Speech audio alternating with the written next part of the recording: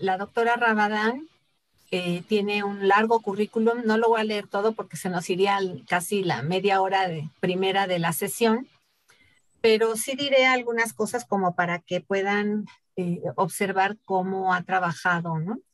Ella estudió la licenciatura en psicología en la Universidad de Anáhuac, hizo la maestría en psicología clínica en la UNAM, tiene un doctorado en psicología clínica por la UNAM también y tiene el premio Gabino Barreda y es psicoanalista titular de la APM. Tiene experiencia psicoanalítica muy vasta y ha trabajado en muchas instituciones como el Centro de Integración Juvenil, ¿no? Con pacientes psicóticos, como jefa de proyecto de investigación en el Departamento de Tratamiento y Rehabilitación de las Oficinas Centrales de Centros de Integración Juvenil, en la prevención del maltrato infantil, en el Hospital Infantil de México, y ha dirigido 22 tesis de doctorado, ¿no? Tiene muchos créditos académicos, pues, ¿no? Pero sobre todo, pues ha sido docente en el CIES, por supuesto, donde es directora académica, en la Universidad del Valle de México, en la Intercontinental, en la APM, y lo que más llena su currículum son las publicaciones que tiene, ¿no? Tiene múltiples publicaciones en revistas nacionales e internacionales, y bueno, yo en especial le estoy muy agradecida que haya aceptado la invitación para compartirnos esta vasta experiencia que tiene en el tema de Winnicott. Gracias, Conchita. Adelante, por favor. Bueno, pues muy buenas tardes. Antes que nada, pues Yolanda, agradecer la invitación y agradecer la presentación, muy amable. Y bueno, también al proyecto del taller de investigación psicoanalítica, ¿no? Agradecerles la oportunidad de este espacio. Y bueno, pues entonces mi proyecto en la actualidad, pues sí me ha interesado mucho seguir estudiando a Winnicott. Y pues es un autor conocido para todos. Y pues yo lo he seguido, lo he continuado estudiando y leyendo, releyendo. Y la verdad es que no me he terminado de sorprender de sus aportaciones y la verdad es que pues me está dando clínica a mí y pues entonces es un eje que me está apasionando y que ojalá les transmita esta pasión y bueno, y que compartamos también pues las experiencias y conocimientos que ustedes tienen sobre Winnicott. Lo que traigo hoy es para compartirles es sobre la creatividad primaria y el mundo de las paradojas. Podríamos iniciar preguntándonos cómo lo hizo Winnicott en su libro de la naturaleza humana, escrito en el año de 1954, y que nunca publicó, si es que hay o no hay una creatividad primaria. ¿Será por el contrario que el ser humano solo es capaz de proyectar lo que ha sido previamente introyectado? Y se pregunta, ¿no tiene acaso el bebé alguna contribución para hacer? La creatividad primaria, desde el objeto transicional hasta la ilusión de ser el bebé quien crea el pecho, es un espacio de paradojas. Paradojas desde la experiencia, porque si se plantearan desde el pensamiento resultarían imposibles o ilógicas. Winnicott no está dando otra opción para pensar el psicoanálisis desde el complejo de castración, sino lo que hace es ampliar la propuesta de Freud hacia los planteamientos desde el narcisismo primario, dimensionando las condiciones de habitabilidad desde lo intrapsíquico, lo intersubjetivo y desde la interacción, siempre en estos tres contextos, para la creación del self como parte del mundo interior, para que la psique habite el cuerpo haciendo soma y para poder sentirse vivo y real, de lo que se trata para Winnicott en estos primeros años, meses y 2 primeros años de vida del bebé, del infante, bebé, niño, es de existir. Iremos analizando cómo los fenómenos transicionales consisten en un espacio potencial de paradojas para poder crear y jugar.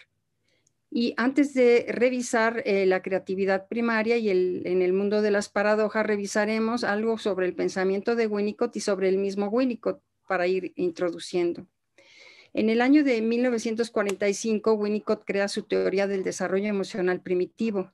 Se trata de todo el mundo emocional primitivo del bebé para pensar en un inicio por qué los bebés se enfermaban. Él era pediatra y luego se formó como psicoanalista. No se trata de la confusión del neurótico ni de conflicto, sino de existencia, de existir o fragmentarse, de existir o caer para siempre, de existir o despersonalizarse, de existir o confundirse, que corresponden a las agonías primitivas. El bebé siempre está al borde de estas agonías. Cualquier falla del ambiente puede llevarlo a quedar en esa vivencia. Entonces, el desarrollo emocional primitivo se puede pensar como una continuación del narcisismo primario y la represión primaria de Sigmund Freud, desde donde se puede enfocar el estudio del self. Como el mismo Winnicott refiere, que ve el narcisismo bajo una nueva luz. Eso lo dice en su trabajo de la clasificación. Bueno, para explicar por qué los bebés se enferman y posteriormente lo va a aplicar para los casos de no psicosis. Así los llamó en un inicio.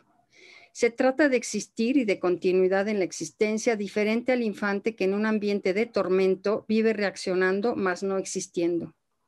No se trata del conflicto como en la neurosis, sino del centro de gravedad existencial localizado en el sostén, en el marco de los controles. Se trata del yo que desde el vacío se va llenando de experiencias, un vacío que se llena de experiencias diferente a un vacío por derrumbe. La continuidad existencial entre las discontinuidades y lo heterogéneo, en un mundo de experiencias paradojales, desde el objeto transicional, que es la primera posesión no yo, hasta la creatividad primaria, en la que es el bebé es el pecho, es quien crea el pecho estando presente. Ahí está la paradoja. Winnicott, en sus diferentes conferencias y trabajos, nos suele ir colocando o bien desde el lugar del observador o desde el lugar del bebé en primera persona como una relación unicorporal, o desde el lugar de la madre ambiente en segunda persona en una relación bicorporal, o desde la madre objeto, que es en tercera persona. Siempre trabaja en una de las tres o en las tres dimensiones, lo intrapsíquico, lo intersubjetivo y la interacción. Sobre Winnicott diremos que durante la Segunda Guerra le dijo a su primera analista, Joan Rivière, quien era muy amiga de Melanie Klein, que estaba escribiendo un artículo sobre la clasificación del ambiente, y ella le contestó que no le interesaba. Winnicott comenta que fue una lástima porque los 5 años que había estado en análisis le habían servido mucho, pero por un largo tiempo él no se pudo recuperar de esta reacción de su analista. Durante casi un periodo de 10 años estuvo analizando niños, y a Anna Freud no le gustaba cuando Winnicott presentaba casos, puesto que decía que tenía un sesgo kleiniano. Y por su parte, Melanie Klein no le gustaba porque Winnicott no era kleiniano. El asunto era volver al ambiente sin perder todo lo ganado mediante el estudio de los factores internos. Era la época de la Segunda Guerra y mientras trabajaba en el Oxfordshire, tomó contacto por fin con los niños inadaptados que se encontraban en los albergues para niños difíciles. Un día en una conferencia se encontró diciendo que el acto antisocial del delincuente corresponde al momento en que se tiene esperanza. Lo que hay detrás de la tendencia antisocial es la deprivación del objeto. En 1936, Susan Isaac le encargó pronunciar 10 conferencias por año en el Instituto de Educación de la Universidad de Londres, y lo hizo durante 15 años.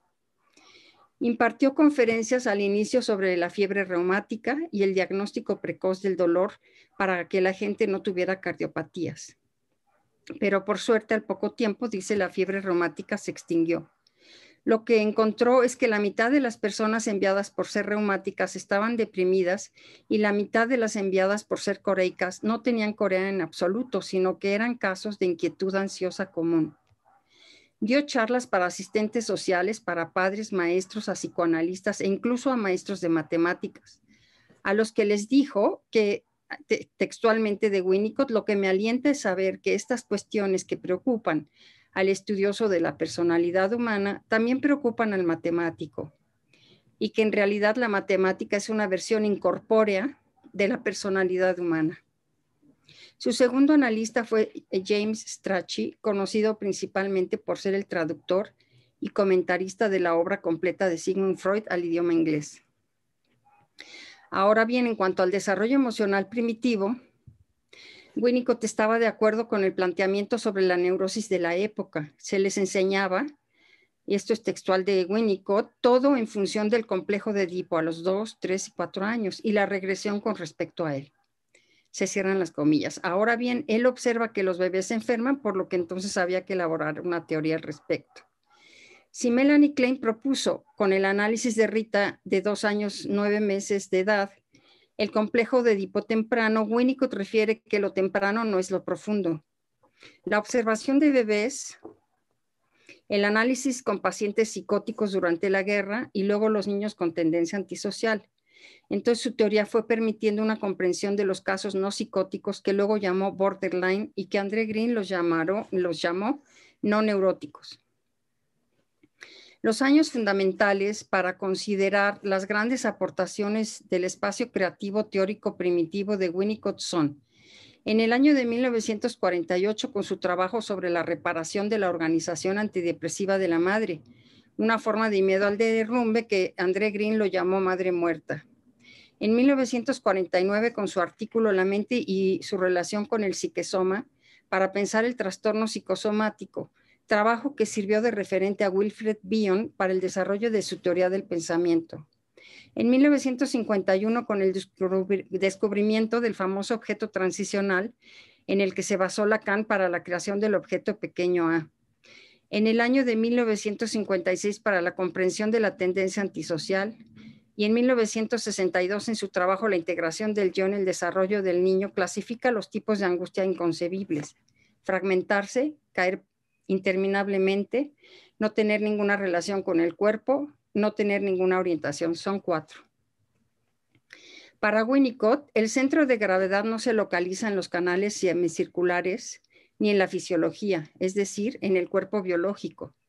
No se localiza en la experiencia instintiva o pulsional, como tampoco en la relación objetal, como lo proponían algunas escuelas del psicoanálisis. El centro de gravedad se localiza en la pareja de crianza, si la madre imagina un ser humano. Entonces la pregunta no es por el yo, que aún no se ha constituido, sino por el centro de gravedad, es decir, dónde se localiza el centro del self que se va creando. En la fase de integración, no integración, el centro se ubica en el sostén de la pareja de crianza. En la fase depresiva se localiza en la vida psicosomática con un interior y un exterior. Y en la fase de comprensión, en la frontera del yo con el objeto transicional no yo, marca una dentro y una fuera. Desde el mundo de las experiencias paradójicas podemos ver el objeto transicional no es ni internalizado ni perdido, dice Winnicott, se va al limbo. No es el valor simbólico, sino la actualidad del objeto transicional paradójicamente como primera posesión no yo. Y dice textualmente, el que no sea el pecho o la madre tiene tanta importancia como la circunstancia de representar el pecho o la madre. Esto en su trabajo de objetos transicionales. Dice, no es internalizado, ha sido creado. No se llora, no se olvida, se va al limbo.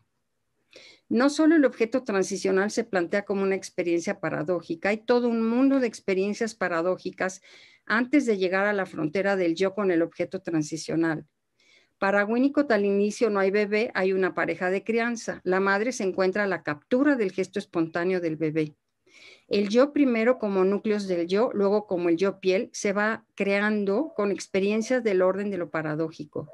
Como iremos viendo, se va creando con experiencias omnipotentes en la ilusión de ser él el creador del pecho estando presente, creando el primer objeto yo mismo, self, creado de sí mismo por sí mismo. Así, el núcleo del mundo interior es del orden de lo sagrado, de la ilusión. Está relajado estando no integrado porque se encuentra sostenido. Por ejemplo, la creación del compañero imaginario es primitiva y mágica y no se trata de simples construcciones de la fantasía. se emplea fácilmente a modo de defensa, ya que mágicamente dejan a un lado todas las angustias asociadas con la incorporación, digestión, retención y expulsión.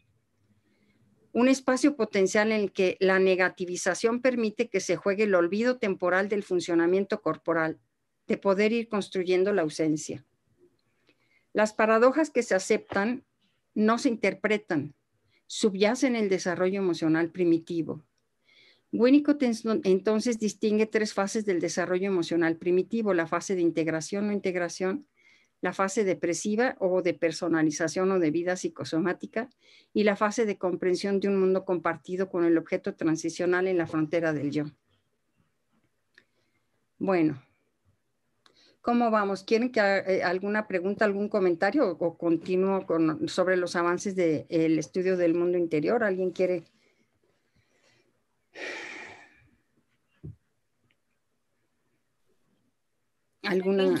Si alguien quiere participar, decir algo, preguntar algo hasta aquí, adelante. Si no, que la doctora siga con su disertación. ¿Nadie? Nadie levanten la mano, por favor.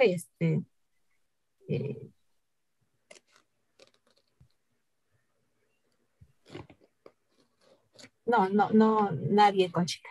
Sigue, por favor. Bueno, para Winnicott es importante tanto el estado de excitación del infante como el de relajación. Al ciclo completo entre excitación y relajación lo llama círculo benigno.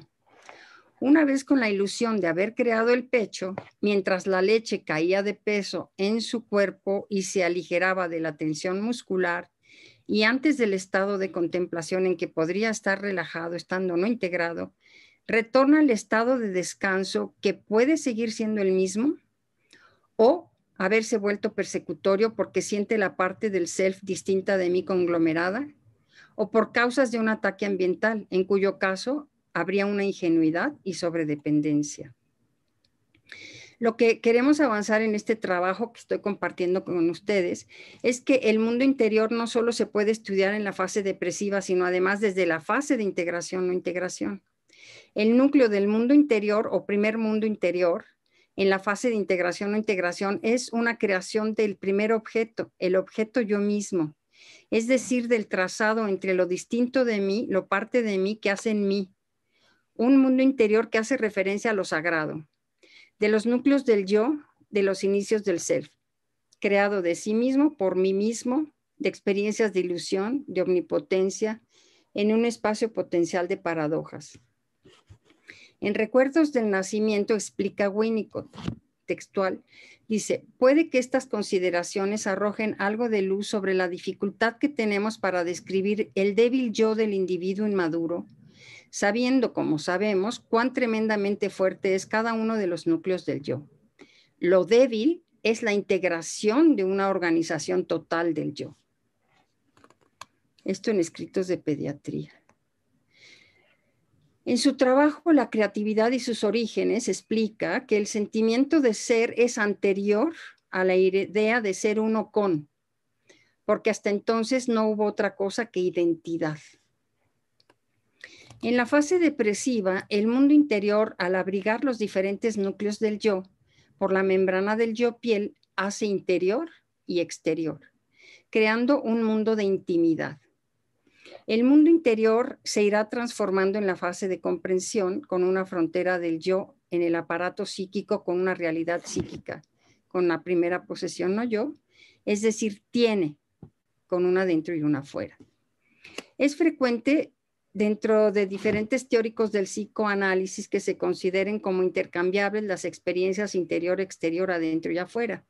Pero con Winnicott podemos ir distinguiendo la parte de mí distinto de mí por una parte, lo interior exterior por otra parte y lo que es adentro y afuera como experiencias de distinto orden. La posición esquizoparanoide en la que el bebé percibe el pecho como bueno o malo, que para Klein es condición de todo bebé, para Winnicott se estaría en un estado de la no salud emocional. Él distingue lo que es salud emocional y lo va trabajando. Para Winnicott, de lo que se trata es de un espacio potencial en el mundo de las paradojas que va favoreciendo que los fenómenos transicionales en la fase de integración no integración se negativicen. En la fase depresiva se destruye y sobreviva identificándose con lo eliminado, además que olvide estando presente. Y en la fase de comprensión tenga el primer objeto transicional no yo. Esta identificación siempre con lo no yo, en las diferentes fases, siempre es un referente para la continuidad existencial. Ahora, vamos a pasar a las fases. La primera fase de integración, no integración, o le podríamos llamar de sostén, dice textual que en la vida saludable hay largos periodos de tiempo en los cuales el infante no le importa ser una serie de numerosos fragmentos o un ser global, o no le importa si vive en el rostro de su madre o en su propio cuerpo, siempre y cuando alguna que otra vez se reúnan los fragmentos y sienta que es algo. En la fase de sostén, la tendencia a integrarse se ve asistida por dos series de experiencias. Por una parte, la técnica de los cuidados infantiles, en virtud de los cuales el niño es protegido del frío, es bañado, es acunado, nombrado. Y por otra parte, las agudas experiencias instintivas que tienden a reunir la personalidad en un todo partiendo desde adentro. Y dice Winnicott, textual, dice, la leche verdadera resulta satisfactoria en comparación con la leche imaginaria. Pero no es esto de lo que se trata. La cuestión reside en el hecho de que en la fantasía las cosas funcionan por magia. La fantasía no tiene freno y el amor y el odio producen efectos alarmantes. La realidad externa sí tiene freno, puede ser estudiada y conocida, y de hecho la fantasía es solamente tolerable en plena operación cuando la realidad objetiva es bien conocida. Lo subjetivo posee un tremendo valor, pero resulta tan alarmante y mágico que no puede ser disfrutado salvo paralelamente al objetivo. Vamos a ir enumerando las paradojas, no porque se experimenten en este orden, sino con el fin de enfocarnos en este trabajo al estudio de las experiencias paradojales que propone Winnicott. La primera paradoja, el infante se encuentra en soledad esencial y a la vez en dependencia absoluta. La segunda paradoja dice no hay tal cosa como un bebé. La tercera paradoja, desde la ilusión, crea el objeto estando presente. Se trata de un objeto subjetivo creado por él. La cuarta paradoja, está relajado estando no integrado porque se encuentra sostenido. La quinta paradoja, el bebé es de la madre y no es de la madre. Al inicio el ambiente sería la oposición con que se encuentra el movimiento, como por ejemplo el movimiento de reptación en su trabajo de los recuerdos de nacimiento, en el que el ambiente es experimentado mientras todo el cuerpo se mueve sin apoyarse en los brazos ni en las manos. Si el bebé careciera de movimientos, no tendría forma de encontrar resistencia a los mismos, es decir, no tendría experiencias de algo exterior a sí mismo. Esto lo piensa desde su teoría de la agresión como una fuerza vital. Esto hace que el pequeño necesite un objeto externo y no meramente un objeto que le satisfaga. En las primeras fases, cuando se están instaurando el yo, lo parte de mí, y lo no yo, distinto de mí, es el componente agresivo el que con mayor seguridad conduce al individuo a una necesidad de sentir un no yo o un objeto externo. El individuo es capaz de identificarse con lo que no es. El infante se va experimentando desde la disociación primaria entre dormir, despertar, tenso, retorno, relajado. La vida despierta de un niño puede ser descrita como el desarrollo gradual a partir del estado del sueño. En el estado más primitivo, el objeto se comporta con arreglo a estas leyes mágicas. El niño acude al pecho cuando está excitado y dispuesto a alucinar algo que puede ser atacado. Bueno, a la manera de un resumen, entonces diremos que crea el pecho, es el pecho, está relajado, estando no integrado porque se encuentra sostenido. El primer objeto, el primer mundo interior es y está creado de trozos de sí mismo por sí mismo, como el espacio del sueño, trazando el núcleo del mundo interior de creaciones de su sí mismo por su sí mismo, es decir, la sublimación del self. El self es el resultado de esos trozos de sí mismo y el mundo interior va resultando del trazado de sí mismo que en esta primera fase corresponde a lo sagrado. El bebé existe en esta discontinuidad. El problema del desarrollo emocional es la continuidad en la existencia. Es el mismo bebé estando excitado, en retorno o quieto. No sé si es mucha teoría, cómo van, quiero saber, porque si no, a lo mejor aquí yo ando aquí en mi alucine, en la creación y no sé, me gustaría aterrizar un poquito si es mucha teoría o cómo lo van viendo o qué se les ha ocurrido. Pues yo creo que con la libertad ¿no? Como el bebé que crea el pecho con la capacidad de que creemos algo aquí juntos. No sé si quieran compartir, preguntar, hasta aquí ahí vamos. Esther quiere decir algo, Conchita. Hola a todos, buenas tardes. Sí, maestra, me parece que va un poco rápido. Sí he leído un poquito a Winnicott y hay muchos conceptos que son nuevos, o sea, que no los tengo muy presentes. Entonces, ¿puede ir un poco más despacio y explicaros un poquito más, por favor? ¿Pero qué te gustaría que te explicara más? ¿Qué te sonó? Como para que profundice. Esto de la paradoja, que si lo puede ampliar, por favor. O sea, como que lo que está haciendo el recorrido de la teoría de Winnicott o el desarrollo, de cómo se va generando la creatividad, como que está siendo muy rápida. Armando, si te parece que conteste la doctora esto y luego tú, ok. O no quieres que para entender un poquito, si a lo mejor la otra pregunta me ayuda también. Bueno, Armando, adelante, por favor. ¿Por dónde? Buenas tardes a todos. Mamá Yolanda, doctora, ¿cómo está? Hola, ¿qué tal? Pues a lo mejor un par de viñetas, ¿no? Yo creo que si empezamos a aterrizar esa cuestión teórica en un par de viñetas clínicas, podemos entender un poco más. Esa solo es como mi sugerencia, porque sí, siendo que vamos como un poco en la cuestión teórica, nos haría falta un poco verlo en juego, por favor. Eso está interesante. Está muy Gracias. interesante. Bueno, les voy a poner un ejemplo de un juego de mundo interior.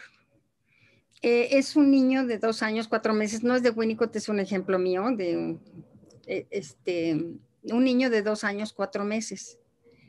Él se encontraba, pues, un tamañito, ya saben de qué tamaño es un niño de 2 años, 4 meses, ¿no? Entonces, traía sus pantalones jeans, y en estos pantalones jeans traía 2 cochecitos. Esos 2 cochecitos, él los introducía en un bolsillo y los sacaba. Lo introducía al otro coche en el otro bolsillo y lo sacaba. Y así ese juego lo repetía y lo repetía, caminando detrás de la mamá por la universidad, por el CIES. Ahí andaba el hijo bueno, ya sabemos de esta... Se me falta el nombre. Bueno, entonces él jugaba esto y él desde antes, más chiquito, ya había ido. Yo tenía un coche guardado como esos que traía él, y él siempre que iba a la universidad iba y sabía dónde estaba el coche y yo se lo prestaba. Un día, unos como 6 meses antes, como a los 2 años, un poquito así, le pregunté qué quería, y entonces levantó la mano y dijo, yo. Así me dijo, no dijo coche, dijo yo. Y después ese día, jugando con los coches como iba, le volví a dar el coche que siempre le daba cuando iba. Pues agarró y entonces él metía y sacaba, pero con mucho trabajo, él los metía y los sacaba. Era un trabajal que hacía para meter y sacar los coches uno y otro de sus bolsillitos de su jean. Y hubo un momento en que él agarró y comparó el coche, que eran del tipo, ¿no? Los puso los 3 juntos. Y él siempre había estado jugando con ese coche, le llamó yo, los comparó y agarró y me devolvió mi coche. Y él siguió. Eso para mí es como un juego del mundo interior, ¿sí? Él está jugando a que hay un interior, un exterior, un mundo interior, algo que él juega en él mismo, que mete y saca y repite. La repetición también muy importante en estas edades, ¿no? Bueno, ese es un ejemplo. Otro ejemplo, porque ya saben que ahora también, pues el TikTok y todos estos nos traen la vida experiencias muy interesantes. Hay un niñito, no sé exactamente qué edad tendrá, pero trae pañales, se le ven los pañales, debe tener alrededor de unos 2 años, y agarra y le dice a la mamá, no sé si lo han visto, le dice, me voy de esta casa, le dice a la mamá, me voy de esta casa. O sea, le dice, me voy de esta casa en su lenguaje, ¿no? Me voy de esta casa. Cuando él dice me, ya hay un me, ¿no? Yo me voy. Que además es muy interesante porque tú que manejas mucho el lenguaje, me decía mi hija Jimena el otro día que en el inglés no hay el me. Y yo nunca me había puesto a pensar eso, pero bueno, ese me, ¿no? Me voy de esta casa, además, ¿cómo sabe que hay esta casa, no? O sea, de 2 años. Entonces, me voy de esta casa, le decía a la mamá, y la mamá le decía, te vas de la casa porque te puse a recoger los juguetes, ¿no?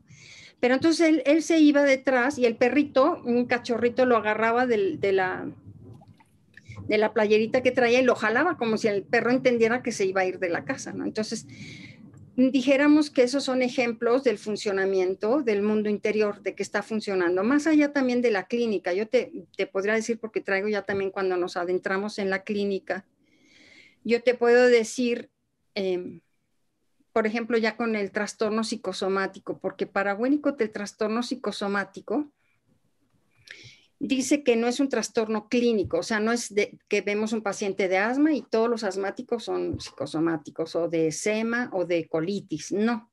Él dice que el diagnóstico del trastorno psicosomático es una decisión en la integración del yo. Entonces, esta decisión de la integración puede ser simple o puede ser compuesta. Entonces, lo que ocurre puede ser que la persona pueda, estos núcleos del yo que dice Winnicott, que están fortalecidos, tendría que ver con una identidad de percepción o con una identidad espacial, porque creo que Winnicott agrega a la identidad de percepción y a la identidad de pensamiento, agrega la identidad con el espacio, que eso lo trabaja Green. Pero lo que les quiero decir es que una paciente que me dice, yo nunca he sentido mi cuerpo excitado, solo un dolor en el corazón, ¿sí?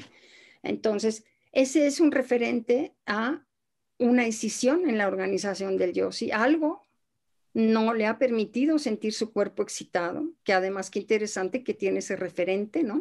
Siendo que no lo ha vivenciado. Solo un dolor en el corazón.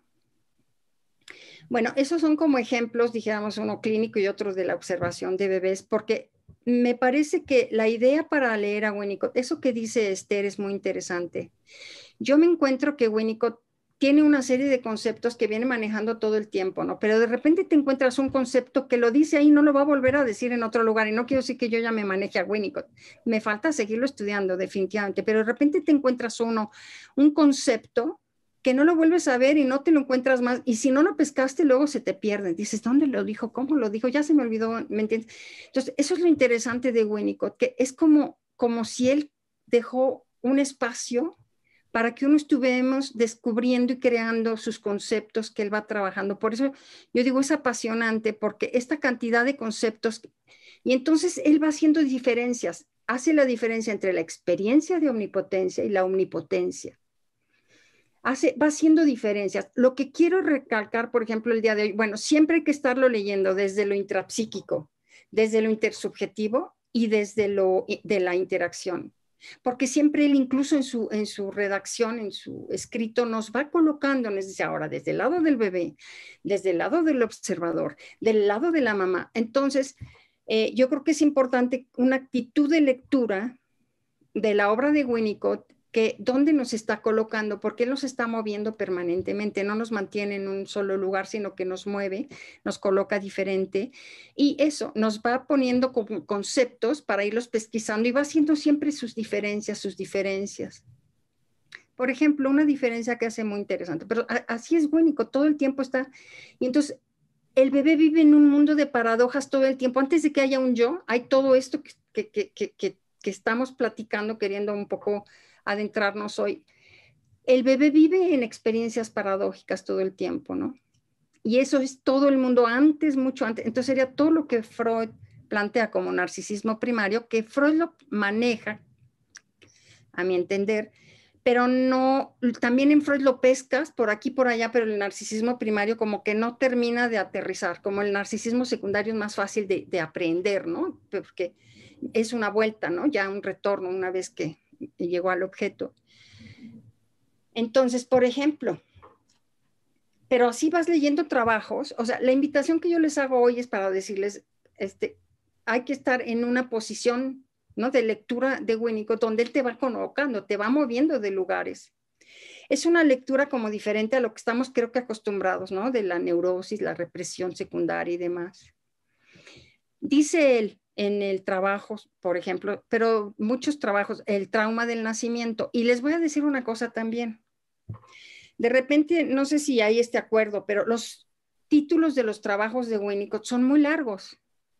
Entonces, aquí uno acaba de decir el título, pues ya se le fue la idea. Entonces, la verdad es que como el mismo Winnicott a veces dice, en mi trabajo de la clasificación, ¿no? ¿Sí? Entonces, como que se usa un título abreviado, ¿no? Eso también es importante para poderlo manejar o hacerlo más manejable.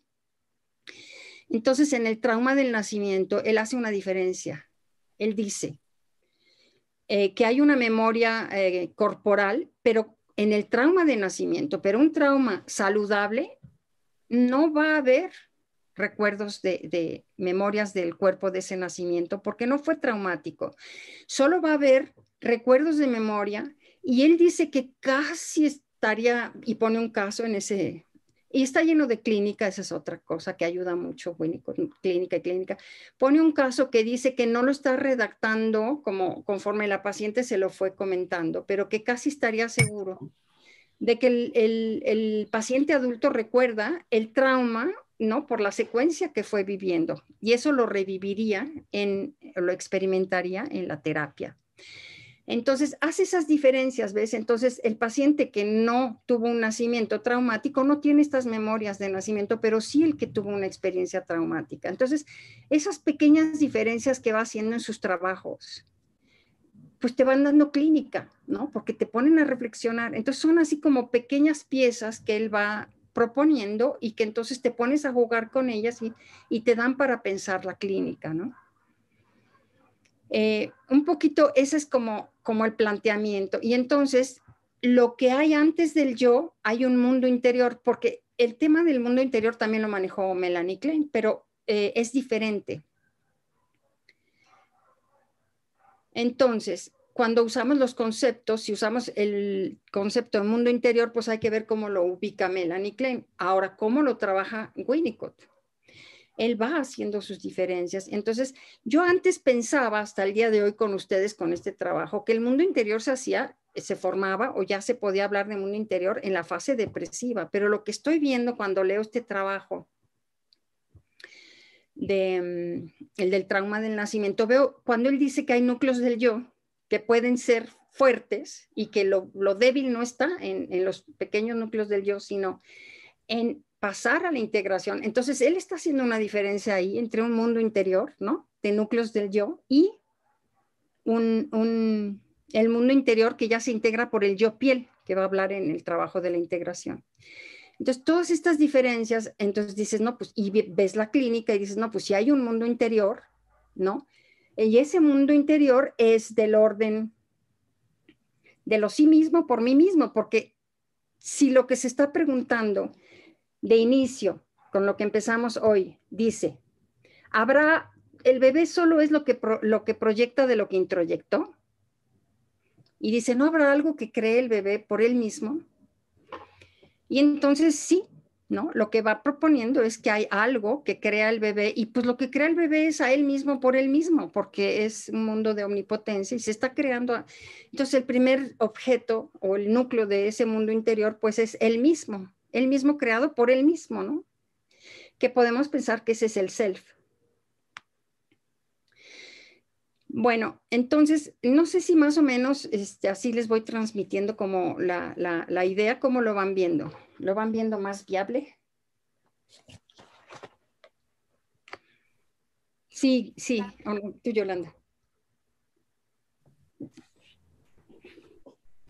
¿Y eso sería la creatividad primaria? Sí, sí. Cuando la madre es capaz de estar a la captura del gesto espontáneo de su bebé. Porque si el bebé se encuentra, el centro de gravedad del bebé se encuentra en el self deprimido de la madre, no va a haber creatividad primaria. Porque él está reparando la depresión de la madre. O o si el bebé es una creación de la madre, un objeto creado por la madre, no va a haber creación primitiva, porque la madre no está a la captura del gesto espontáneo del bebé. La madre que está a la captura del gesto espontáneo del bebé se sorprende de su bebé. De repente, un día dice, ay, caray, ahora sonríe y no, antes no sonreía, ¿no? O ahora no sé qué le está pasando. Entonces, esa madre que se sorprende de su bebé, por eso es de ella y no es de ella. O sea, no es tan fácil estar a la captura del gesto espontáneo del bebé. Esa sería la creatividad primaria. Sostenida por paradojas, siempre paradojas. Sí, bueno, Yolanda, me salto. Tú dime. Te saltas y después, si se puede, regresamos. ¿Qué condiciones psíquicas tiene que tener la madre para poder permitir ese gesto espontáneo del bebé, Conchita?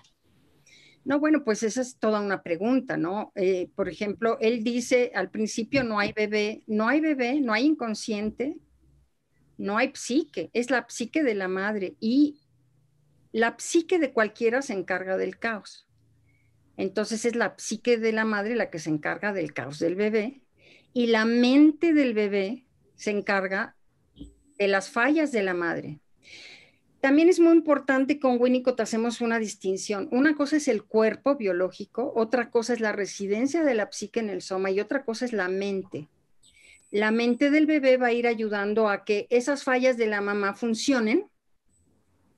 O sea, cuando hay fallas en el ambiente, por eso es la madre suficientemente buena, porque falla y en la mente del bebé, que va a ser el futuro pensamiento, va a funcionar, o sea, funciona la mente ayudando a que siga la residencia de la psique en el soma.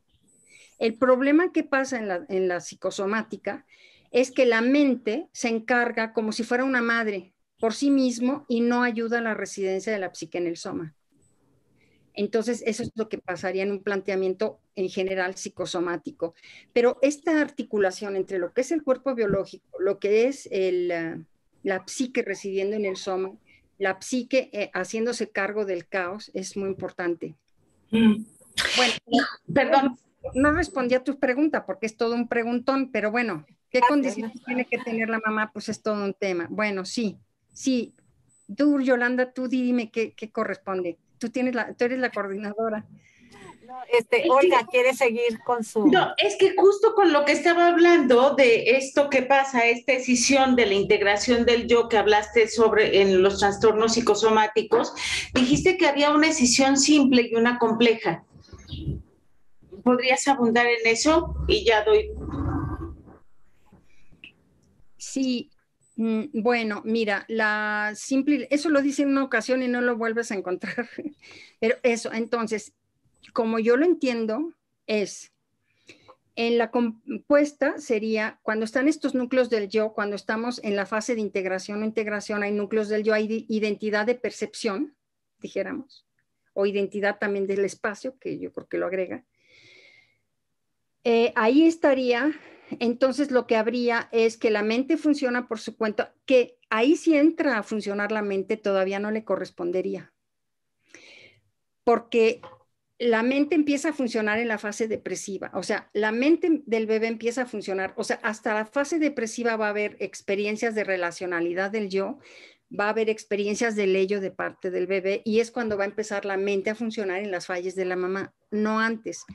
Pero si hay un ambiente agresivo, tormentoso, llega a llamar el tormentoso o intrusivo, entonces lo que hay es un pensamiento precoz. Entonces, este pensamiento precoz, porque no le correspondía, sería una parte de la característica de esta, dijéramos, escisión compleja, y el centro del self se podría localizar también en una sola sensorialidad. Por ejemplo, puede ser un caso de una mujer que toda su vida es lo que entra por su mirada. Ella mira su dolor, ella trabaja y es exitosa. Lo que también es importante en toda esta clínica que plantea Winnicott es que el self profesional de estas personas es exitoso. Sobresalen en su trabajo, les va bien y pueden ser terriblemente exitosos, ¿eh? Entonces, todo se centra en una sensorialidad. Puede ser la mirada, todo lo que entra por la mirada, o puede ser alguien que se base en los sonidos, en lo que escucha, ¿no? O sea, yo un paciente, me acuerdo, se pasaba 24 horas a veces hablando por teléfono. Bueno, entonces, ¿cómo el centro del self se puede localizar en una sensorialidad y el pensamiento ser un pensamiento precoz? Que además, para Winnicott el pensamiento es cataloga, categoriza y coteja. En estos casos, el pensamiento principalmente categoriza, es catalogador. No llega a ser, a cotejar, por ejemplo, ¿sí? Entonces tiene unas características este pensamiento. En cambio, la escisión simple sería ya en la fase depresiva, que sería la clínica del miedo al derrumbe. O sea, estaban funcionando bien las cosas, pero de repente hubo una falla, que aquí preguntan... por ejemplo, la depresión postparto y la creación. Como ejemplo, no toda depresión postparto va a traer problema para el bebé. Hay dos casos, por ejemplo, de dos mamás que pasaron una situación difícil y una mamá o la mamá que aunque su hijo esté en el UCIN, ¿no? en los cuidados intensivos, si ella sigue preocupada por su bebé y el ambiente le permite seguir preocupada y pendiente de su bebé, aunque estén separados, la preocupación ahí está. Pero una madre puede despreocuparse de su bebé, ¿no? O sea, se va a cambiar de casa y de repente se olvida de su bebé como si se olvidara de un mueble. Bueno, entonces pues sí hay una desconexión, ¿no? Entonces ahí hay un derrumbe.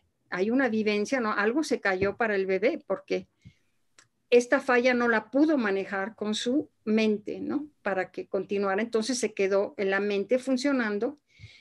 Entonces son de adultos, son pensamientos catastróficos. Piensan, pero estos pensamientos se manifiestan en la intimidad, cuando están solos, cuando sí. No se manifiestan cuando están en el self profesional, trabajando, no. Pero cuando están solos en la intimidad empiezan a pensar que se van a morir, que seguramente que tienen. Y bueno, luego Winnicott dice que se puede, como la mente no se localiza, pero cuando se localiza es como una manera de localizar al enemigo.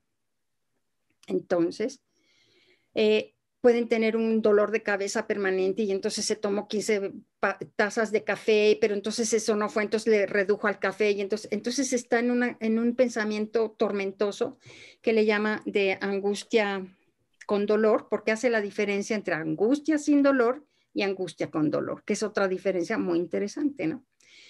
Bueno, entonces, ahí estaríamos hablando de un miedo al derrumbe porque ocurrió una escisión parcial, dijéramos, en la fase depresiva. En cambio, no sé si di un poquito el ejemplo, pero entonces va haciendo o nos va permitiendo hacer estas diferencias entre este mundo interior. Ahora, ¿por qué le llamamos al mundo interior sagrado, del orden de lo sagrado? Por esta creatividad primaria, porque el bebé se crea a él mismo, dijéramos por él mismo, pero él, fíjate, cuando él hacía las consultas terapéuticas, él veía en el hospital a los niños y más o menos la consulta terapéutica pues duraba una hora, hora y cuarto, ¿no? Y él dice que trabajaba con el objeto subjetivo. Y con el tiempo se fue dando cuenta que algunos niños, incluso antes de llegar a la consulta, habían soñado con Winnicott. Entonces lo llamó momento sagrado. Entonces yo creo que juntando esa pieza, ¿no? Pues podemos llamar a este núcleo del mundo interior, porque si él llega a hablar de núcleo, no del mundo interior, yo de repente algunos arreglitos, como ustedes van viendo, pero creo que Winnicott estaría muy de acuerdo con estas articulaciones. Entonces este mundo interior tiene que ver con cosas de lo sagrado, ¿no? Y el mundo interior de la fase depresiva tendría que ver con este yo piel, esta membrana del yo piel que manda un interior y un exterior, los pacientes que se cortan, ¿no? Que necesitan como hacer, porque están estos 4 miedos, de miedo al derrumbe. Bueno, no son todos de miedo al derrumbe, el de fragmentarse y caer para siempre serían angustias de la fase de integración o integración. El de la fase depresiva correspondería más a la despersonalización, que lo toma de la psiquiatría, o sin vida psicosomática, donde no hay residencia de la psique en el soma. Y el miedo a la desorientación, Por ejemplo, una persona adulta muy exitosa, muy famosa, que de repente tiene problemas con el novio permanentemente, ¿no? Y le entra la angustia de saber si el novio fue el culpable o no fue el culpable, pero si no fue el culpable, entonces está en un tormento, ¿no? De por qué si fue o no. Y luego de saber, ¿será mi marido o no será mi marido? ¿Cómo puedo saber? Le voy a hacer 5 preguntas para ver. Entonces está en una tortura de pensamiento, ¿no? Que tiene que ver con estos derrumbes, con estas fallas del ambiente. Y lo que me parece importante destacar, porque hay veces que dicen, no, pues Winnicott es un teórico del ambiente. No, no es del ambiente. Él integra al ambiente, al mundo interior, a todo lo interior, ¿no? Que se venía estudiando, ¿no? Con Freud y con Melanie Klein, y él va dando estas características. Bueno, no sé hasta ahora cómo lo van viendo. Por acá, gracias infinitas hasta, bueno, ok, sí que se va. Bueno, no sé cómo vamos, ¿cómo lo van viendo? ¿Lo van viendo como viable o... A mí me Es que está siento que... pareciendo sumamente interesante, no sé los demás. Esther, más o menos se te van aclarando las cosas. Ok. Ahora, otra cosa que es importante, ya en la fase depresiva, es importante, miren, la razón por la cual no publicó su trabajo, su libro de la naturaleza humana que escribió en 1954, es porque dice que no se trataba de frustración en esta clínica, ¿no? De las agonías primitivas o de la no psicosis. Se trataba de la capacidad del bebé de colocar el objeto fuera del área de control omnipotente. Entonces, y el objeto sobrevive. ¿Y por qué esto es muy importante? Porque en su clínica él sostiene, y si ustedes leen sus casos, y te va diciendo, pensé en decirle esto, pero se resiste a interpretar, lo que hace es sostener para que el paciente pueda hacer la regresión como en un sueño y entonces experimentarlo vivenciado. Este concepto de sobrevivir, entonces lo que hace el analista no es interpretar, lo que hace el analista es sobrevivir a la destrucción, ¿sí? Entonces, por eso estos conceptos que va colocando en cada una de las fases que tienen que ver con el infante, con el bebé, con el niño, todo esto primario, esto que hace oposición, por ejemplo, también dice, si comparamos cuando está la mezcla y desmezcla de la agresión y de la pulsión sexual, cuando están mezcladas, lo hacen sentir real. Pero si ponemos la sexualidad y ponemos la agresión, la agresividad lo hace sentir más real que la sexualidad. Entonces, son conceptos, les digo, que son muy interesantes, ¿no? Porque entonces dice uno, caray, o sea, entonces todo esto que hace oposición, ¿no? El niño sostenido en los brazos, eso no lo dice, bueno, pero uno puede pensar, el niño sostenido en los brazos de la madre, pues está haciendo una oposición, ¿no? O sea, el contrapeso entonces todo lo que hace oposición, la misma cunita, ¿no? Entonces ese concepto, ¿no? De hacer oposición, del movimiento, ¿no? Que va haciendo oposición, de la sobrevivencia del objeto a su destrucción. Por eso dice, el bebé crea el objeto en el acto de rechazarlo. Pues es un concepto muy interesante, es una paradoja. ¿Cómo vas a crear un objeto en el acto de rechazarlo, no? Entonces, es todo un planteamiento de paradojas. El infante, el bebé, viven paradojas, son experiencias paradójicas y que si las pensáramos desde el pensamiento, como les comentaba, en realidad pues serían ilógicas o imposibles, ¿no? O sea, ¿cómo vas a crear el objeto estando presente? Pues para crear el objeto no necesitas que esté presente. Es más, se crea porque está ausente, dijéramos, ¿no? Entonces, son todas estas paradojas que está él. Y como las va colocando por aquí, por allá, pues la idea es como con ustedes irlas como dimensionando que el bebé vive en ese mundo de paradojas, donde él se crea a él mismo, no se crea de sí mismo por sí mismo. Y eso sería el self o el núcleo y es del orden de lo sagrado. Y uno lo puede pensar en el mundo de la vida, todo lo que es del orden de lo sagrado, la religión, hay cosas que son sagradas con un paciente, ¿no? Y otras cosas son de la intimidad, de lo interior exterior, y otras cosas son del adentro y el afuera, del mundo compartido, dijéramos, esas 3 dimensiones. Bueno, ¿quién más? Sí, Yolanda. ¿Alguien quiere participar? Nidia. dice que es sumamente interesante el tema, me parece que sí, que estoy de acuerdo con ella. Me gustaría, Conchita, que pudieras abundar un poco más, porque este concepto de estar en el bebé no integrado, pero relajado, ¿no? Es muy interesante, sobre todo para toda la cuestión psicosomática, porque encontramos justamente cómo en muchas ocasiones la extrema angustia, el estar permanentemente angustiado, crea condiciones, y eso ya los médicos lo tienen muy, muy, muy estudiado, ¿no? El sujeto esté permanentemente secretando todas las hormonas de lo que le llaman el estrés, que son hormonas inflamatorias y que después condicionan enfermedades y todo eso. Me parece muy interesante cómo desde Winnicott el bebé tiene que vivir y acostumbrarse hasta hacer de cierta manera en un ambiente en donde está permanentemente no tenso, pero al mismo tiempo relajado. O sea, que es otra de las paradojas que nos has mostrado, ¿no? O sea, ¿cómo se lograría eso que parece un poco contradictorio, ¿no? ¿Cómo estar relajado, pero al mismo tiempo tenso? Dices, porque el ambiente, ¿no? El ambiente materno, la función materna, imagino, es la que le da la posibilidad de relajarse, ¿o cómo sería? Sí, eso que tú dices, cómo hay personas que siempre han estado viendo, como dice Winnicott, reaccionando y nunca han sabido lo que es estar relajados, nunca estando no integrados. Ese es un concepto que se me hace importantísimo, estoy de acuerdo contigo, ¿no? Y de hecho, por ejemplo, el concepto de padre que lo maneja en su trabajo del Moisés, cuando está relajado, estando no integrado, esos momentos, o cuando está integrado, porque está siendo el creador del pecho, esos dos momentos de cierta integración, formas de integración en la paradoja, siempre, son referentes al padre. Hay dos referentes al padre.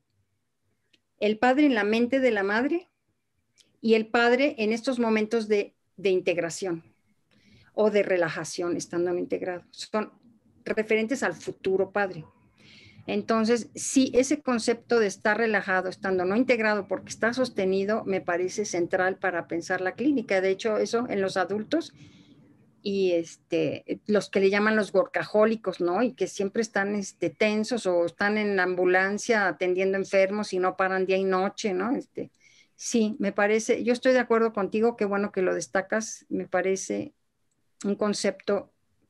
Ahora, lo que ahorita estaba yo viendo, porque él habla del círculo benigno, entre estar relajado, estar tenso, luego crear el pecho y luego antes del estado de contemplación hay un estado de retorno. Ese es muy interesante porque se retorna y al retornar, pues hay una cierta continuidad, pero la verdad es que hay una cierta diferencia porque ya no es el mismo lugar. O sea, cada vez que el bebé, después de que está tenso, crea el pecho y va hacia la contemplación, algo cambió, nunca va a ser igual, pero es lo tolerablemente cambiado. Pero ese lugar de regreso puede ser un lugar que de repente se torne en tormentoso o persecutorio. Siempre después incluso en la salud, después de la creación del pecho y antes de estar en la contemplación, hay una duda, hay como duda. Es que todos esos detallitos los va manejando, por ejemplo, su libro de la naturaleza humana, que es el que no publicó. Pero está lleno de conceptos por aquí, por allá, y entonces pues la idea es compartir alguno de estos juguetes teóricos que nos pone Winnicott para jugar con ellos, nuestra clínica, e invitarnos a seguir estudiándolo, porque de verdad que creo que es un autor. Por ejemplo, Green es un continuador del pensamiento de Winnicott, ¿no? Wilfred Bion, pues yo creo que se inspiró para su teoría del pensamiento en Winnicott, me parece de manera importante. Entonces, bueno, la propuesta de hoy es invitarlos a que sigamos estudiando a Winnicott, al Winnicott que cada quien, ¿no?, ha ido construyendo y que lo sigamos, como que no lo dejemos y lo demos por hecho de que es el creador del objeto transicional y ya. que definitivamente fue un concepto que, digo, que desde el momento que lo publicó, pues fue muy exitoso, ¿no? Pero fíjese que antes había publicado, antes del 51, había publicado el 49, La mente y su relación con el psiquesoma, que es toda una aportación, ¿no? Bueno, sí, no sé qué más quieran comentar. Si quieren comentar, anímense. Todo lo que querían saber sobre Winnicott y no se atrevían a preguntar. Es que no sé cómo levantar la mano como ponen algunos, de verdad lo he estado buscando y no sabía, así que a la antigüita levanto. Adelante, por favor. Sobre las angustias inconcebibles. Me parece que eso clínicamente da mucha luz. ¿Nos puedes repetir las angustias? Sí, y él dice que al bebé le ocurrió algo, pero no estaba lo suficientemente preparado, ¿no? Para experimentarlo. O sea, algo ocurrió que él no había ahí el bebé, no estaba el bebé como para... O algo pudo haber ocurrido que no ocurrió, que debió haber ocurrido. Lo explica de esas dos maneras, más o menos. Son cuatro las agonías primitivas, que las clasifica en uno de sus trabajos ya más avanzado en los 60, ahorita se me fue. El de fragmentarse, el de caer para siempre, esos estarían más hacia la fase de la integración. El de la despersonalización, que iría con la fase depresiva, que es donde se da la vida psicosomática. Y el de la desorientación, que estaría más en el referente de ya en la fase del yo como frontera. Ahora, el problema que tenemos en la salud, dijéramos que lo que va a haber es una flexibilidad en el self. El self se mueve, ¿no? Entre la vida psicosomática, ¿no? Y la frontera del yo, y que cuando ya está la frontera del yo ya podemos hablar de un aparato psíquico.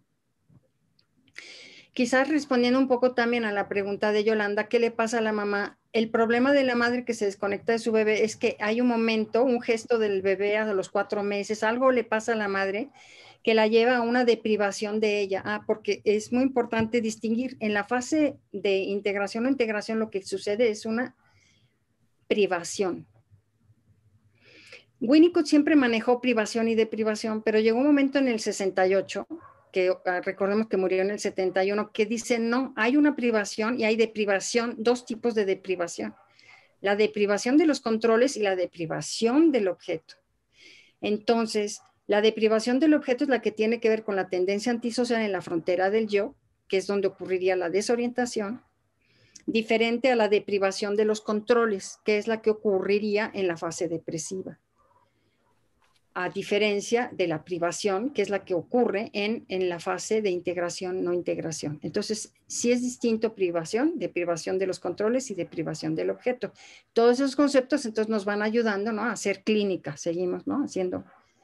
Pero como lo hizo en el 68 esa distinción, pues hay que leer todo lo anterior a la luz de esa diferencia, ¿no? Que establece, porque ya te la enseñó acá, la descubrió, le costó tanto trabajo descubrirla que, bueno, entonces ya la podemos ir aplicando, ¿no? En todo lo que fue él trabajando anteriormente, por ejemplo, ¿no? Bueno, sí, escucho.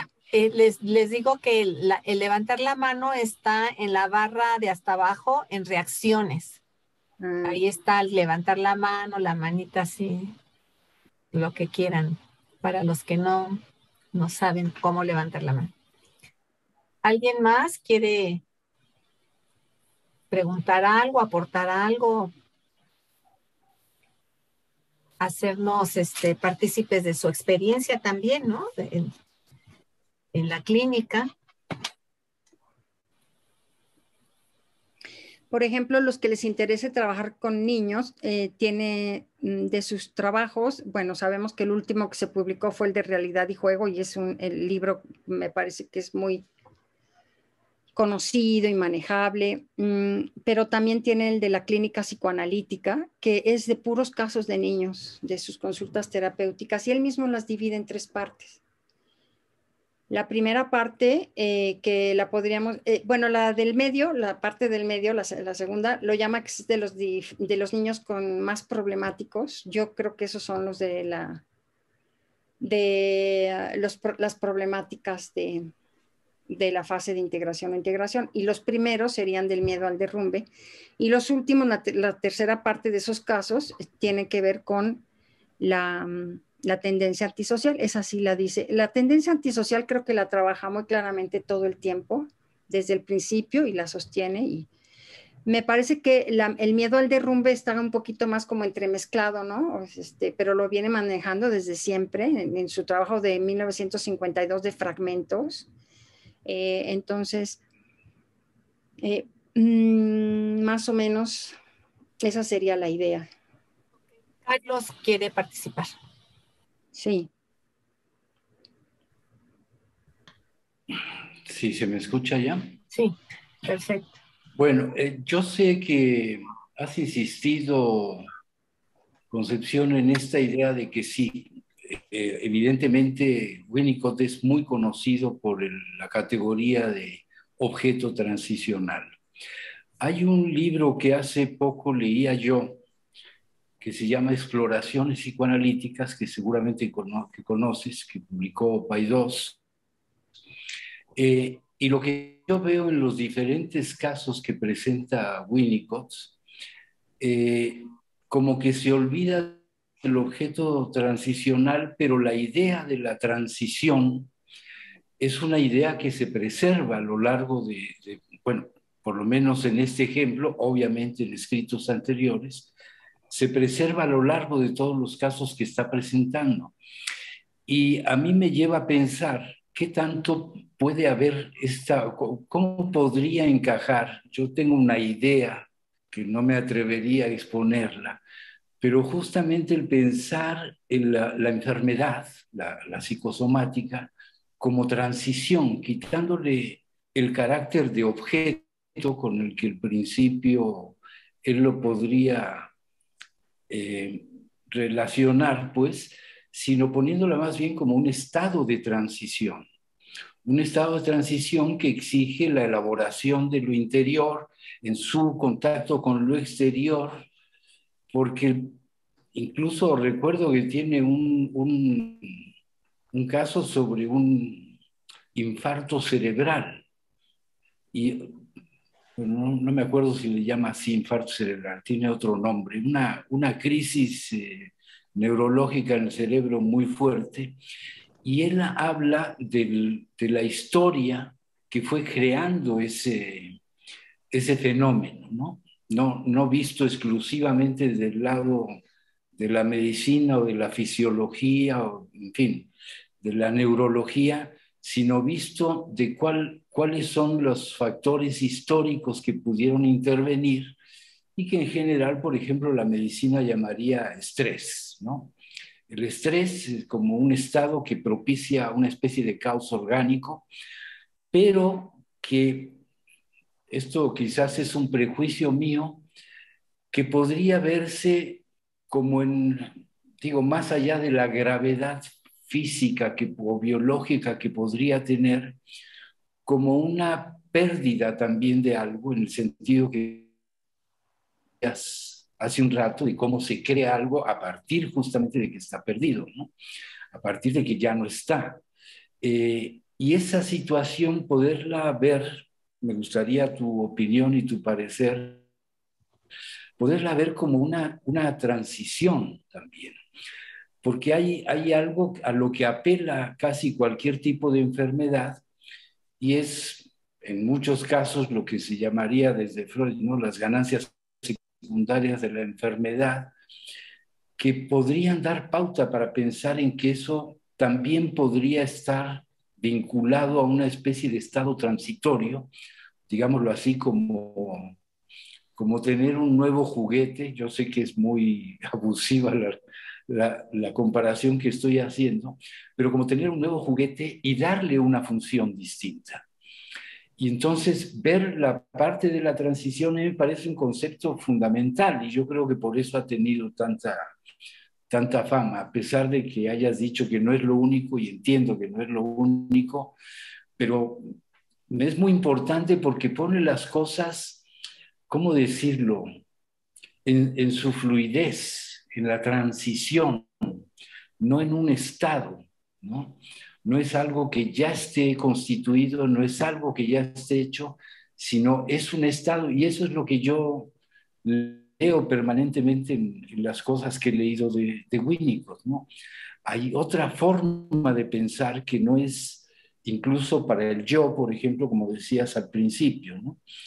El yo diría que permanentemente está en un estado de transición, y quizás los modos de transición serían lo que llegarían, si acaso, a conformar ese mí mismo, es que eventualmente también estaría fluyendo en transición, ¿no? Porque es un mí mismo que aparece en algún momento como una especie de ilusión, ¿no? Que en mí mismo, en qué momento se alcanza, y si ya ahí se acabó el asunto. No, y ahí es donde vuelvo a insistir en el estado transicional, que puede ser de mayor o de corta duración, pero no deja de ser por eso transicional, ¿no? Y me parece riquísimo el concepto, pero en fin, me gustaría que si pudieras clarificarme algunas de estas confusiones que pude haber dicho. No, no, muchas gracias por la pregunta. Me parece muy interesante, muy compleja. No le voy a responder a todo, pero voy a tratar. Usted está captando lo esencial. El mundo de las paradojas tiene que ver con los fenómenos transicionales, que siempre están, siempre están. Creo que uno de los referentes para que estén funcionando los fenómenos transicionales es que haya la identificación con lo negativo, con lo que se negativiza en la fase de integración a integración, con lo que se destruye en la fase de depresión. O sea, siempre hay un elemento. Es como un faro de orientación, ¿no? Una identificación con lo que no es self, con lo que no es yo, con lo que se negativiza, con lo que sí, con lo que es parte de mí, distinto de mí, con lo que es destruido. Siempre ese elemento de identificación con lo negativo son los fenómenos transicionales. Y los fenómenos transicionales son el mundo de paradojas. Usted captó perfecto, de eso se trata. Son los fenómenos transicionales, pero son siempre paradojales y tienen este elemento de identificación de lo negativo. Ahora, sí se daría la transición durante la terapia. Eso es lo que trabaja Winnicott, pero la enfermedad en sí misma, por ejemplo, el trastorno psicosomático, hay un problema en la transicionalidad. Se rompió la transicionalidad, no hay transicionalidad. O sea, se perdió, está perdido. Hay un miedo a la fragmentación, hay un miedo, una desorientación. O sea, ahí es donde yo le diría, ahí yo no estaría de acuerdo. Hay una ruptura en esa transicionalidad. Lo que hace Winnicott es, al sostener, generar las condiciones de confianza para que se favorezca desde la transicionalidad, que el paciente regrese y entonces se recupere y experimente lo que vivió. Pero la enfermedad en sí misma, y especialmente el trastorno psicosomático, al ser una escisión, ya sea simple o compuesta, se rompió la transicionalidad, no hay fenómenos transicionales, porque si los hubiera, no se hubiera fragmentado, no habría esa escisión del yo, que todavía no es yo. Y siempre a mí me parece con Winnicott que en estas etapas tan tempranas de estas fases, hablar de exterior e interior está muy lejos. O sea, es hasta 3 años que ya tiene el objeto transicional. Todavía no hay exterior e interior. Hay, adentro y afuera. Entonces, como que estaría, lo adentro y afuera estaría, pero usted dijo interior e exterior, que sí sería en la fase depresiva, sí. Sí, pero esa sería mi respuesta como general, porque estaba usted planteando ahí varios puntos que me parecen muy importantes, pero estoy de acuerdo con usted que lo central en Winnicott es el fenómeno transicional, que visto más amplio serían el mundo de paradojas, ¿no? Está inserto en este mundo de paradojas que facilitan los fenómenos de transición, y entonces hay una flexibilidad, pero siempre jugándose lo negativo, lo destruido, o lo que se olvida, porque hay otro concepto también muy importante, que el bebé, que todos hemos oído, el bebé es capaz de jugar solo en presencia de la madre. O sea, ¿cómo el bebé se va a poner a jugar solo en presencia de la madre Bueno, hay algo que olvida, ¿no? De la madre aún estando presente, que puede ser la cunita o puede ser la mamá real o puede ser... Entonces, ese concepto de olvidarse, ¿no? O sea, poder jugar solo, estando en presencia, ahí hablaríamos de salud, dice él, ¿no? Entonces, eso no existiría en estos casos, no hay esas experiencias de mutualidad, no hay estas experiencias de esta soledad. Esta es una soledad diferente a la soledad desértica, dijéramos. Winnicott Green le llama desertificación psíquica. No lo dice que en trastorno psicosomático, pero me parece que en el trastorno psicosomático, en esta sesión del yo múltiple que dice Winnicott, hay una desertificación psíquica. O sea, el paciente realmente, la mente funciona por su cuenta, clasificando. El soma que no es el cuerpo, es lo que puede haber de soma haciendo a la deriva. Yo creo que el cuerpo se encuentra a la deriva, porque entonces de repente un día se va a comer un chorro de galletas que le dan la alergia y la van a llevar al hospital corriendo, ¿no? Porque entonces los médicos se van a tener que hacer cargo de ese cuerpo olvidado. Porque si no hay vida psicosomática, o sea, no, la psique no reside en el, o acompaña la imaginación del funcionamiento del cuerpo, no hace soma, ¿no? Entonces, si no hay vida psicosomática, el cuerpo estaría a la deriva, solamente cuando dan estas crisis, ¿no? Donde van al hospital corriendo por emergencias, ¿no? Por un gran dolor de cabeza, ¿no? Que se hace, entonces, como pruebas del ambiente. Bueno, por ahí de repente habla de la prueba del ambiente y me parece que son pruebas del ambiente. Estas pruebas del ambiente las hace también el paciente psicosomático en esos momentos, ¿no? Es como todo el ambiente, todos los médicos, todos salen corriendo a llevarlo al hospital, ¿no? Pero también habla de la prueba del ambiente en la tendencia antisocial. Dice, cuando el paciente, que eso estamos en la frontera del yo, dice, cuando el niño empieza a recuperarse de la tendencia antisocial, va a empezar a poner a prueba el ambiente para ver qué tan fuerte es el ambiente, ¿no? Entonces tiene otro concepto que se llama algo así como cansar al adulto, se me va el nombre que lo dice tan bien, como que lo cansa, ¿no? Lo harta. Entonces, ese hartazgo es una prueba, ¿no? Ahí cae el adulto, ¿no? Es como el niño cuando juega, que está juegue y juegue, ¿no? Y llega un momento que el adulto dice, ya no puedo más, ¿no? O sea, hasta aquí te di vueltas, ¿no? No, pero más vueltas, no, estoy agotado. Ahí donde el adulto cae, ¿no? Que es como, bueno, más o menos, no sé si le respondí, pero estoy de acuerdo con usted.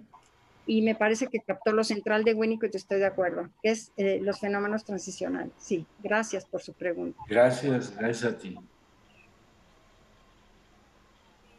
Me parece que es en otros términos lo que muchos autores plantean como el fenómeno psicosomático surge cuando hay un desfallecimiento del fantasma, ¿no?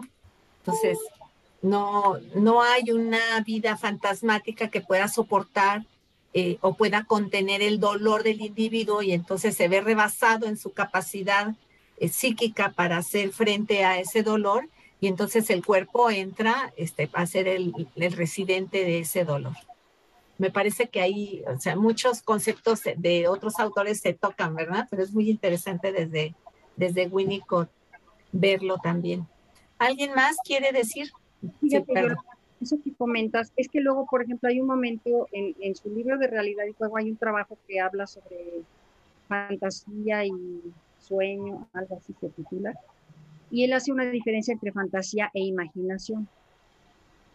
Y dice que la fantasía es una defensa contra el mundo interior, mientras que la imaginación sería como el equivalente, yo lo entiendo, de Freud en el trabajo del creador literario y el fantaseo, donde ya en la fantasía de Freud, que sería la imaginación de Winnicott, ya se articulan los tiempos, el pasado, presente y futuro.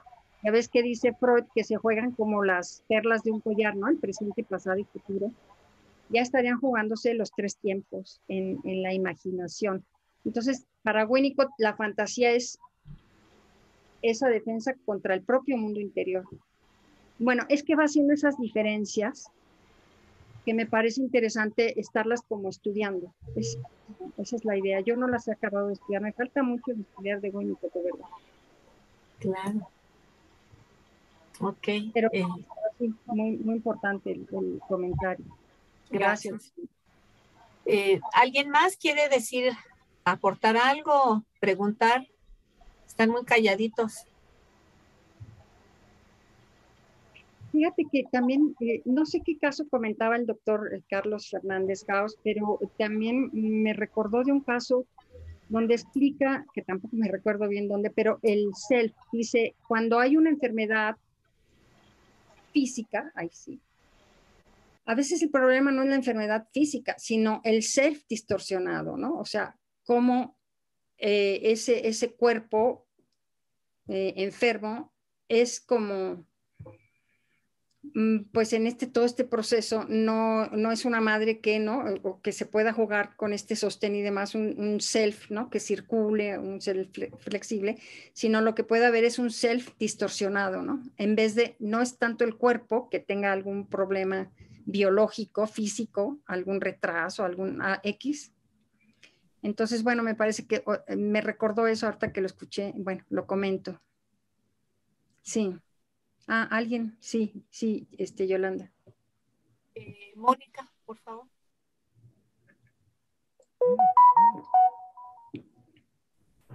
Hola, ¿qué tal? Buenas tardes a todos. Doctora, muchas gracias. Muy interesante su plática compleja. Me quedé un poco pensando en esto sobre pues, el cuerpo, el soma, la experiencia de dolor. Y a propósito un poco de lo que comentaba Yolanda, quería compartirles la experiencia de una mamá que me narra, pues bueno, el momento en el que nace su bebé, su primer bebé, y no sabe cómo acomodárselo para amamantarlo, se lo entregan de inmediato en el hospital y bueno, le ayudan, le dicen póngaselo así, hágale así. El bebé llora y llora y llora todo el tiempo. Durante 2 días se la pasa llorando en el hospital y luego en casa, ¿no? Sin poderlo calmar. Se angustia la madre, se angustia la abuela, intentan pensar si le dan agua, si le dan té, porque tal vez no sale leche del seno, ¿no? Al cabo de 2 días, la madre pues decide llevarlo al pediatra porque no entiende qué le pasa al bebé. Y resulta que el bebé, bueno, el pediatra descubre que ya trae una deshidratación porque está orinando color rojo, ¿no? Y entonces, pues le da obviamente suero para poderlo aliviar de esta situación deshidratada y le dice a la madre que tiene que darle fórmula, ¿no? Si no le sale leche, pues entonces tiene que darle fórmula. Y entonces lo empieza a alimentar con el suero, la leche, la fórmula, sigue pegándoselo al pecho porque ella quería darle pecho, ¿no? Y bueno, quizá lo interesante me pareció pues comentarles es cómo este niño, ahora es un niño de 10 años, parece que por ahí del quinto, sexto mes, pues tiene nuevamente esta expresión de llanto, de mucha angustia, que solo calma cuando lo sacan a la calle, por ejemplo, ¿no? Cuando la madre lo amamanta, dice que tiene una mirada fija, pero si prenden el televisor, desvía la mirada al televisor. Y entonces solo ve el televisor. Pensaban que tenía un problema de audición porque le hablaban a los 7, a los 8 meses y no respondía al llamado, no volteaba, no giraba la cabeza. Entonces creían que era un niño con un problema auditivo y no. Bueno, ahora un poco lo que piensan que puede tener es una cuestión de autismo, ¿no? Un trastorno ahí de Asperger. Pero bueno, quería compartirles esto un poco a propósito de pues esas primeras experiencias, me parece algo muy complejo todo lo que he hablado, pero como este primer encuentro, digamos, de la madre con el hijo y una madre que no sabe cómo, no entiende qué hacer, no produce leche, ¿no? Es un poco lo que quería compartirles. Pues muchas gracias por compartirnos, doctora Mónica Galindo Tagle. Su caso creo que siempre son un reto los casos, ¿no? Desde dónde escuchar, desde esto, siempre, bueno, yo no sé, por ejemplo, si la mamá pudo haber tenido alguna vivencia, algo ella, o cómo fue, o como escuchar, pero eso no lo dice Winnicott. Winnicott en realidad, pero escuchar a esa mamá de ese hijo, porque a veces escuchando un poco también, si ella algo hay ahí, pero es que la cuestión acá es cómo hacerle, porque, por ejemplo, Winnicott está trabajando con los casos y dice, no sé a dónde voy a llegar, no sé dónde voy a llegar, hasta donde se llegue, hasta ahí, ¿no? O sea, en realidad uno no puede ir a la búsqueda de nada, ¿no? Sino esa escucha, ese acompañamiento. Y bueno, parece que siempre fue una madre que estuvo preocupada por su bebé todo el tiempo, ¿no? Entonces, ahora no sabe uno si también ella fue producto de alguna privación, alguna deprivación que no sé si se hayan dado las condiciones para que ella pueda como poder. Hubo una vez, nosotros a veces cuando trabajamos con niños les decimos a la mamá si prefiere que se trabaje desde el niño o con ella. Y en una ocasión una mamá estuvimos trabajando y ella pudo ir hablando cómo su mamá nunca la abrazó y todo esto y que nunca a nadie se lo había comentado esto. Me parece que esas experiencias de privación o de deprivación de las madres, por haber sido muy tempranas, pero están en ese nivel como de secreto que a nadie le han dicho y que se pueden dar las condiciones para que de repente lo puedan hablar. Digo, o no sabemos. Y te digo, tampoco sabemos si es tan así esto que. Pero entonces en una madre me acuerdo que le dijo, bueno, yo lo estaba supervisando el caso, pero le dijo a la terapeuta, le dijo, ya puedo recibir a mi bebé, ¿no? Entonces, claro, hay algo que le impide o que, ¿no? que de su propia historia, pero como son, dijéramos que trastornos tan tempranos, ¿no? Entonces, pero le agradezco mucho y pues nos da mucho para pensar, porque justo es lo que dice Winnicott, ¿no? Los bebés se enferman y la idea es cómo trabajamos con esos bebés, ¿no? En ese primer año con material que pues ha sido vivenciado y no se ha podido y que está del orden de lo sagrado o de lo privado, que a nadie le han dicho eso, ¿no? O sea, y así lo dicen.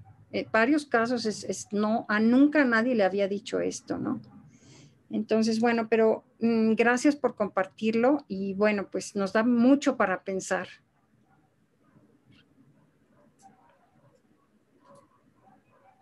¿Alguien más?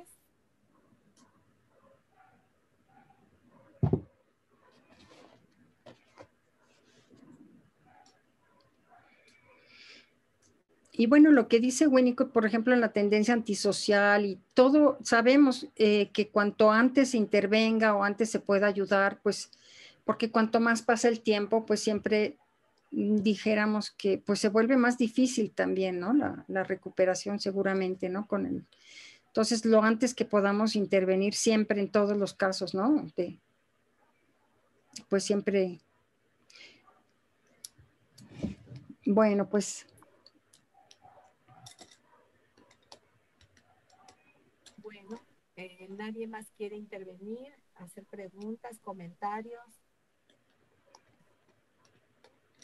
Si nadie ya tiene nada que comentar, cerramos la sesión agradeciéndole a la doctora. No se te escuchaba. Perdón. Bueno, que si nadie ya tiene más que comentar, entonces vamos a concluir la sesión agradeciéndole a la doctora Conchita Rabadán que nos haya compartido toda esta investigación sobre Winnicott que ha estado trabajando. Muy agradecida de mi parte por haber aceptado. Y bueno, le doy la palabra a Carlos para que despida la sesión.